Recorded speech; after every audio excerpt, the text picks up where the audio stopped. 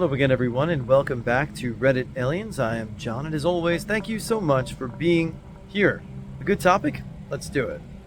When was a time that a gut feeling saved your life? What happened? Please remember to like, share, and subscribe. My mom and grandpa were putting out a kiddie pool for my siblings and I in our backyard when we were little. My grandpa had set it up, and my mom kept insisting that for some reason she felt like they should move it to a different spot. Thankfully they did, and while we were all playing in the pool, a huge branch from a tree in our yard snapped and came crashing down exactly where the pool had originally been. When I was about 13, I was walking to the bus stop in the morning. The car was going through my neighborhood very slowly, which made alarm bells go off in my head. When it passed me, I glanced over my shoulder to keep an eye on it and saw it was doing an immediate U-turn. Noped right out and dove through the bushes, crossed a bunch of driveways, and found a neighbor who was washing his car. I looked back to where I had been standing. The strange car had stopped. A seriously scary-looking dude had gotten out and was looking in the bushes. I don't know if I would have died exactly, but I would not have had a good time. This guy invited me over for wine when I was new in LA. When I got there, he was just being weird and said, "Let's wash your feet." Took me by surprise and I took off. Years later, and he's currently in jail waiting for trial for the murder of 2 women he apparently drugged in his apartment. Driving uphill behind a flatbed truck carrying I-beams, and I envisioned them sliding off the truck and hitting my windshield. I changed lanes so I wasn't behind the truck, and 2 seconds later, the I-beams were sliding off onto the road where my car would have been, sparking and gouging the pavement. Terrifying. To this day, I won't stay behind a truck with anything that's strapped down. In middle school, I was up late one night, mom and brother asleep, dad gone on business. I had let the dog out, and when I went to go get him, I got a bad feeling like someone was out there. There wasn't really a reason to feel this way. It was just dark and I got spooked. So I put the chain lock up on the back door when we got back inside. Back then, we never locked our doors. A few minutes later, the dog is drinking by the back door and he suddenly stops and starts growling like a low grumble at the door. I was sitting where I could see the dog but not the door. Then I hear the door pull open and the chain lock catch. The dog started barking like crazy and I ran upstairs to wake my brother up. He went out and looked around, but no one was there. I think the dog's barking scared them away, but I don't know who it was or what would have happened if I hadn't locked the door. I was 18, freshly out of high school, and got a job at a newly opened pizza place. The crew was all young kids around my age. I quickly befriended another girl working there, but there was a guy, maybe a year or 2 older than me, who just gave me the weirdest vibes. I just felt uncomfortable being around him. He didn't really do anything outright strange. He hit on me and kept asking for my number, but I had a boyfriend, now my husband, and kept turning this guy down. He was never rude or about it or anything, so I had no real reason to feel anything was off about him, but I did. Sometimes while I was working, I'd feel like someone was staring at me and I'd turn around and he'd be watching me from the other side of the kitchen. I remember telling the girl I had befriended that I just felt something was off about that guy and he made my skin crawl. Another coworker, who had gone to school with the guy, overheard the conversation and told me that he understood. His friend could be intense and off-putting, but he was mostly harmless. The other girl and I just kind of tried to laugh it off, but she agreed that something just didn't feel right. I always worked the late shift, so I could start after my college classes, and I worked until close. One night, the creepy guy got off work maybe an hour or 2 before close, and I was scheduled to close. So he leaves at his scheduled time, then I work until close, and then go to leave and walk to my car. It was around 1 a.m. at this time and super dark. As I'm walking to my car, I noticed someone else in the parking lot. It was the creepy guy, and he was just standing there, watching me. His car was still there, so he wasn't waiting for a ride. He had just waited for me to leave. I got in my car and felt just incredibly weirded out by the entire thing, so I left, went home to my apartment, told my partner what happened, and then sent my manager a text and said I was sorry, but the creepy guy was making me uncomfortable to the point that I couldn't work there anymore, and that had been my last night. I never went back. About a month later, I see on the news that the creepy guy from the pizza place had followed the other girl from work, the one I had been friends with, one night after a closing shift. He'd waited outside her house in the dark, broke in when everyone was asleep, murdered her dad, and held her hostage and assaulted her for hours while the police and SWAT team tried to get him out of the house. I still think about her a lot, and at the time, I felt genuinely guilty about what happened to her, as if I could have done something to prevent it. Not mine, but my mother's. I was 5 and walking with my mom to visit a friend. We were going to have lunch and see her new kitten. We walked up the driveway and my mother stopped to look at the front of the house. She noticed all the windows facing the street were closed with the curtains down, very unusual for her friend who enjoyed watching birds at the feeders placed throughout the yard. She quickly picked me up and began back down the driveway. I protested that I was hungry and wanted to see the kitten. My mom hushed me and carried me home. This was in the late 70s before cell phones. She called her friend several times and then called my father and asked him to check on her friend as she was worried. My mom was right to be worried. Her friend had been arred and murdered by an intruder. He was never caught. Something about those closed drapes warned my mother away from that home and may have saved us from an encounter with an evil person. That is pretty incredible. Hopefully you sent your grandmother Christmas cards forever. I mean, wow. And sorry for that family. That's terrible. It was very late driving, and there were minimal cars on the road. I came up to a red light, and as it turned green, something inside me said, "Don't go yet," and a van blew through their red. Not my life, but my son's. I was 33 weeks pregnant, and I noticed my son wasn't moving as much as usual. I waited a day and nothing changed.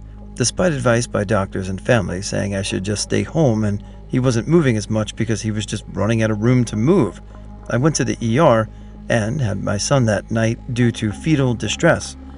He had his umbilical cord wrapped around his neck 8 times and weighed just 3 pounds.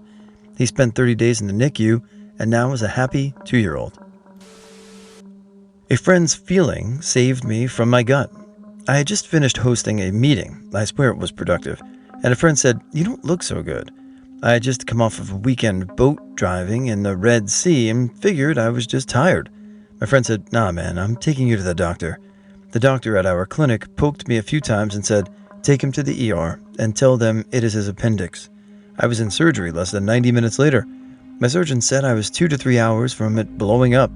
I lived alone and no one would have missed me until the next day. About 2 years ago, me and my dad loved going on night walks. It was something we've always done more or less every night. One night, however, as we were about halfway through our daily routine, we got to an alleyway. Now, normally I've never thought anything of it, but something this night just told me not to walk through. I had a really bad feeling, and I urged my dad to just go back home. He kept brushing it off and saying I was just scared of the dark and nothing was going to happen. After a couple of minutes of arguing, we finally turned back and walked home. Turns out about 20 minutes after we left, there was a completely random attack in that exact alleyway that left a poor young girl stabbed, thankfully not to death, but with life-changing injuries.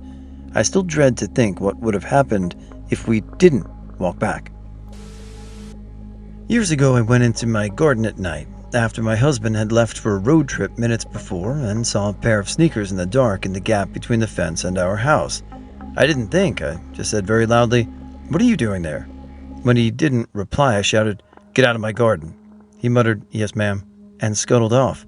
Also, not thinking, I picked up a barbecue knife that happened to be right there, went through the house to the front windows and saw him crouched by my car in the driveway. I called the cops. They arrived. We discovered that someone, probably the same dude, had just broken into our neighbor's house and stolen a gun. The cops gave me a condescending talking to about the risks of confronting a criminal, but I'm convinced to this day that my instinct saved me from a life-altering and horrible experience. We humans are animals, and one animal knows when another will fight like hell. We got an alarm system after that, and the guy came back several weeks later. I looked up to see him on our porch, about 20 feet from the sidewalk, called the cops again. They sent a SWAT team this time and a helicopter. They got the guy. He was a serial artist they'd been looking for years. I was pregnant in the very early weeks, 5 to 6 weeks, and started getting these intense pains on the right side of my abdomen, like so extremely painful that I woke up in the middle of the night and couldn't make noise or move. Went to my doctor the next day. Then he said I was being hysterical, and it's completely normal to be in pain when you're pregnant. He refused to get me to an OBGYN, and said I could go private if it was such a big deal. Went to a private scan, and my pregnancy was ectopic, stuck in my fallopian tube, and my tube had ruptured and I was bleeding internally. Was rushed to hospital and had surgery to remove my tube that night. If I hadn't booked that scan, I would have died in my sleep that night due to internal bleeding. Edit. Wow, thanks for all the upvotes. It really makes me feel seen and heard. I was driving along a rough mountain road heading home from work. The mountain pass ends at a lake and you drive around the lake to meet up with the main road. I got to the bottom of the mountain and started down the lake road and saw this stunning bright rainbow over the lake. I had this weird gut feeling and urge to stop and look at it. With the way the sun was shining, it didn't make sense that there would be a rainbow, but it was mesmerizing. So I stopped and stared at it in awe.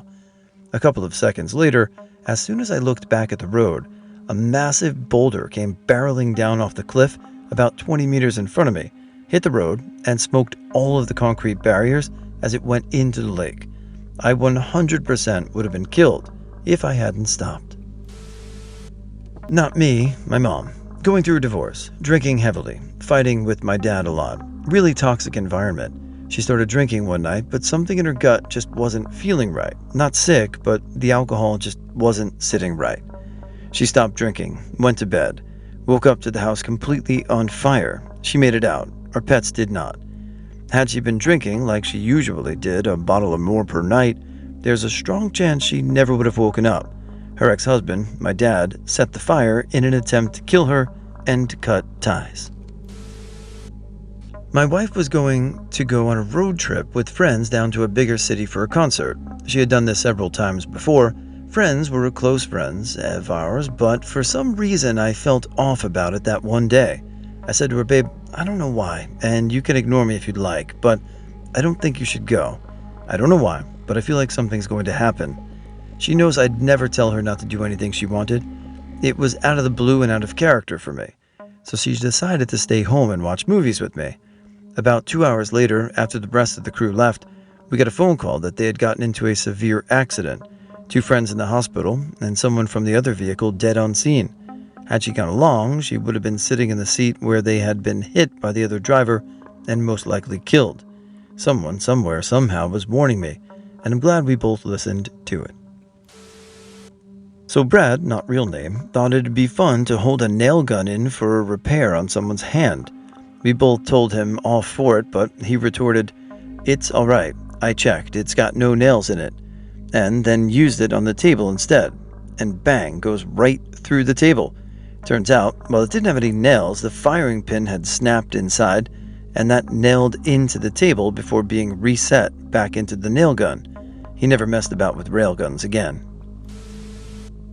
Not me, but my aunt decided one weekend to visit my grandmother who was suffering from lung cancer. She stayed through Tuesday and called out of work Monday and Tuesday. She worked on the 92nd floor of the World Trade Center for an engineering company. Everyone that showed up to work on 9/11 that Tuesday was killed. I believe the plane hit below her floor, trapping them. Lots of funerals. When on vacation in a foreign town, I went to a public toilet with my 4-year-old. In front of the entrance was a woman talking on the phone and taking a quick look at us. Something in that look felt really off, and I decided to keep my eyes and ears open for her. Entered the restroom with my kid and heard the front door open and close, but no stall door being moved or locked. I quickly grabbed my son and walked toward the main door, where said woman was already standing, looking at a map and trying to involve us in some form of conversation. I tried and keep moving toward the main entrance, but she stood in the way. Suddenly I got a strange feeling. Looked to the men's toilets and saw a huge guy quietly leaving the stall that wasn't all closed. Pushed the lady aside and got the hell out of there with my son. We would have been robbed or worse, pretty sure about that. I was riding my bike around my school building on a weekend. There was nobody else around. I liked to zoom along the sidewalks and hop off the curbs into the parking lots. It was fun to have the place to myself. At one point I was going along one side of the building, and I would usually have just continued off the curb and gone straight ahead. For some reason I decided to brake hard and try to make the 90-degree turn to stay on the sidewalk at the corner. A garbage truck rumbled by, exactly where I just decided not to be. I wasn't aware of hearing it coming, I was kinda zoned out, but some part of me must have. That really rattled me. Once I was walking back from a store with my friend. We were already in a neighborhood area near a little park. It was pretty safe where we were. She had her headphones in, but I didn't. At this point, I'd noticed a white van that had been trailing behind us since the Trader Joe's parking lot. I did not think much of it, but I realized that the windows were tinted like dark. Now, this was a red flag for me, where the gut feeling started. We walked for about 2 more minutes and it was still there. There were 2 guys in the car and one of them rolled down their window. He smiled at me and then turned to the driver. He spoke Spanish, but so did I. I swore I heard him say, "This should be easy, hmm?" Then I noticed the van about to park next to us. At this point, my friend noticed too and glanced at me. One of the men was about to speak to us, but we ran full sprint down the sidewalk to the park at the end. There were always people with dogs there, so it was the safest place at the moment. This was at about 4 p.m., so it wasn't that late. I don't know what would have happened, but if we had kept walking like normal, I'd had an idea of what would have. Also, I was 13 at the time and my friend was 12. We literally were not going to be able to fight 2 adult men. And yes, maybe they had no bad intentions, but I'd rather be safe than sorry with a bottle of Rohypnol down my throat. Went to the gas station for snacks and something just told me to park in the spot second from the door instead of the one directly in front. About 15 minutes later, a truck comes flying through that very spot and into the door and out the back wall. Most surreal moment of my life.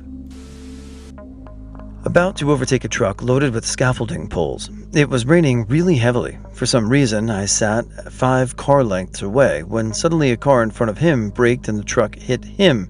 That scaffolding went everywhere. I got past it with milliseconds to spare. I could see the mayhem in my rearview mirror.